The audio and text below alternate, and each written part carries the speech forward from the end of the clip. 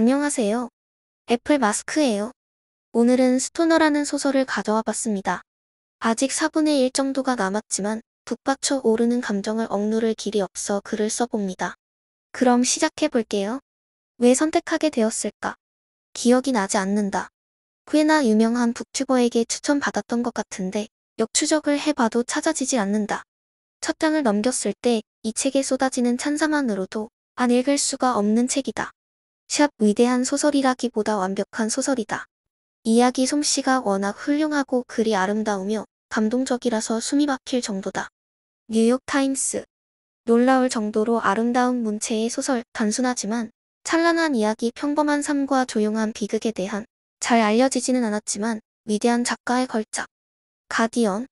영어로 된 소설, 아니 종류를 막론한 모든 문학 작품 중에 인간적인 지혜나 예술적인 측면에서 이만한 수준의 근처에라도 도달한 작품은 극히 드물다. 파이낸셜 타임스. 이것은 그저 대학에 가서 교수가 된 사람의 이야기일 뿐이다. 하지만 무엇보다도 매혹적인 이야기이다. 톰 행크스.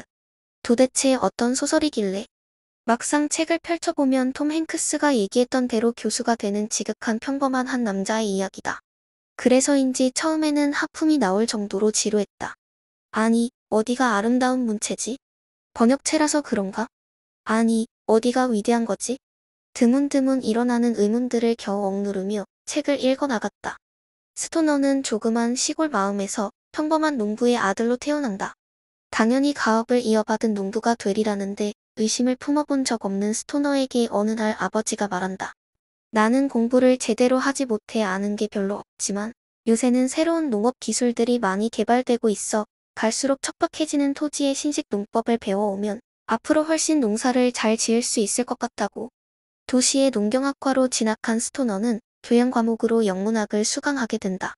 처음에는 하나도 이해가 되지 않아서 짜증이 나는 마음에 오기로 밤을 새워가면서 영문학을 공부하다 보니 학기가 끝날 무렵에는 반의 어떤 학생보다 영문학에 조예가 깊어진다.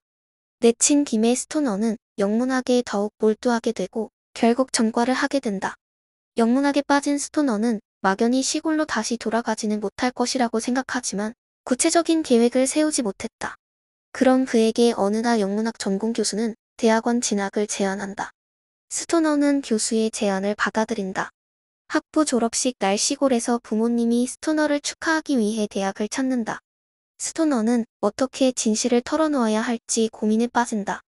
샵 그의 부모는 졸업식에 참석하기 위해 빌린 이륜마차에 자기 집 늙은 말을 메어 하루 전에 집을 출발해서 밤새 40여 마일을 움직였다.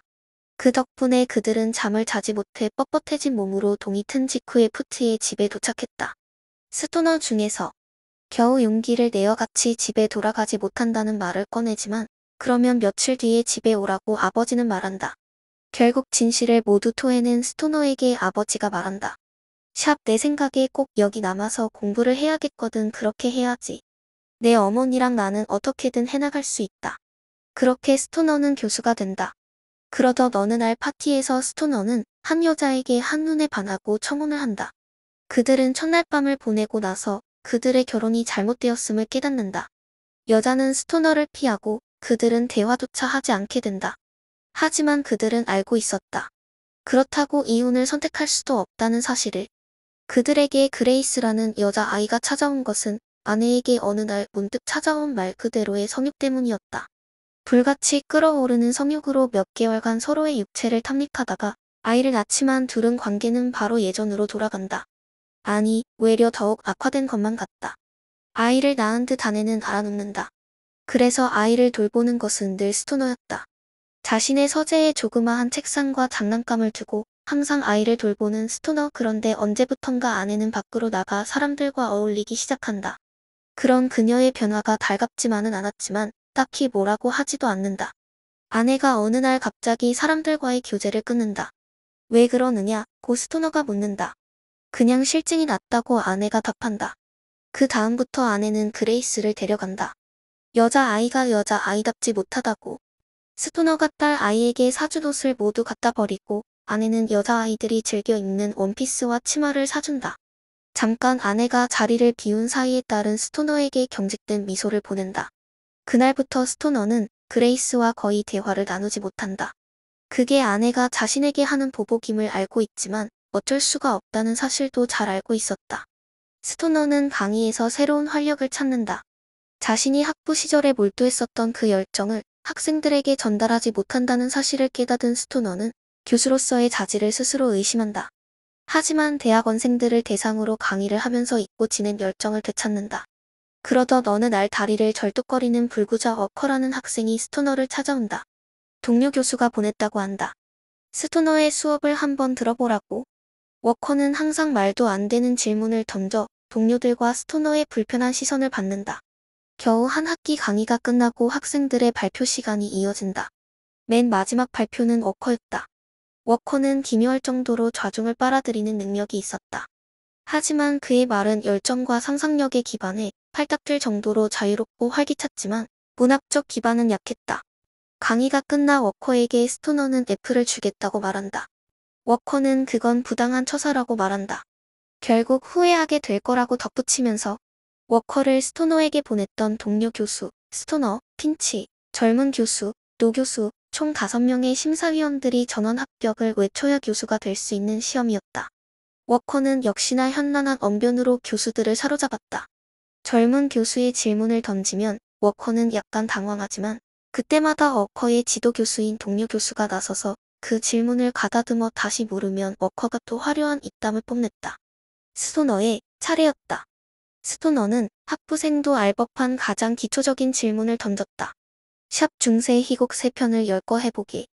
초기입니까? 후기입니까? 교수님. 워커는 안경을 벗어서 격렬하게 닫고 있었다. 무조건 3편만 말하면 되네, 워커군. 워낙 작품이 많아서요. 어려운 일입니다. 그러니까. 스토너 중에서 워커는 몇 차례의 기초적인 질문에도 제대로 답하지 못한다. 스토너는 구두 시험이 끝나고 그 동료 교수로부터 반드시 후회하게 되리라는 협박을 받고서도 끝내 워커에게 불합격을 준다. 그 일 이후로 스토너는 그렇게 열정적이었던 대학원생 수업 대신 대학교 1학년 기초 과목만을 그리고 그것도 첫 시간과 맨 마지막 시간을 하는 신세가 되었다. 그러는 와중에 워커는 학과장이 된 그 동료 교수의 힘을 등에 업고 학교로 돌아온다. 학과장에게 스토너가 찾아간다. 지난 일이니 잊어버리자고. 감정적일 필요가 없지 않냐고. 의견이 달랐을 뿐이라고. 하지만 학과장은 분노를 이기지 못하고 으르렁거린다. 주먹을 꽉 쥐면서 도저히 용서하지 못할 일을 당신이 한 거라고 말한다. 그 후로 20년이 넘도록 둘은 한마디도 나누지 않는다. 학생들은 학과장과 스토너의 관계 탓인지 슬그머니 스토너를 피한다.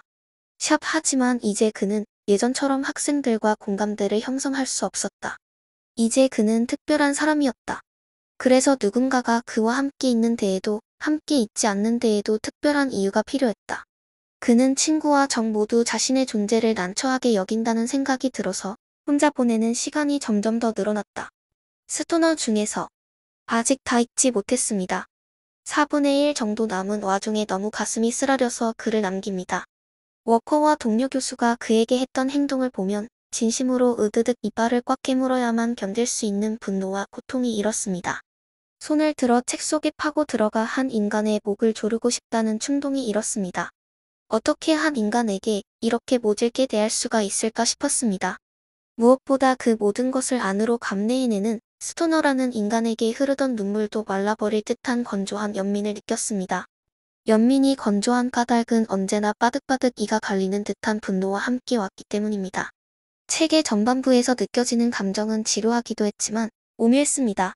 마치 책에 테두리만 있고 그 안을 채우는 책장과 활자들은 모조리 텅 비어버린 느낌이랄까요? 그 테두리 사이를 바람이 휑하고 지나가 버리는 느낌이랄까요? 그 짐작 못할 공허감이 책의 중반부, 후반부로 이어지면서 조금씩 강렬해지고 있습니다. 스토너라는 인간이 감당해야 하는 생의 무게 때문에 이가 갈리고 그를 대하는 주위 사람들의 태도에 주먹이 불끈 쥐어집니다. 좀 전에도 말씀드렸지만 그 사람의 고독함 때문에 심이 하나가 되어 눈물이 왈칵 쏟아질 것 같으면서도 분노 때문에 어느새 말라버립니다. 건조한 연민. 스토너를 향한 지금 저의 마음입니다. 평범한 대학 교수의 이야기가 이렇게나 가슴을 요동치게 할지 전혀 짐작조차 못했습니다. 평범한 남자의 이야기가 이렇게나 책을 오래 붙들게 만들지 미처 상상조차 못했습니다. 어떤 책들은 빨리 끝내버리고 싶다는 마음이 들지만 반대로 어떤 책들은 책이 끝나가는 것이, 그러니까 페이지가 소진되는 것이 아쉬울 때가 있습니다. 너무 아쉬워서 20페이지를 남겨놓고 책을 덮어볼까도 합니다. 그러고는 1년 뒤에 읽어보면 어떨까요? 울고 싶지만 울 수 없는 책, 스토너였습니다.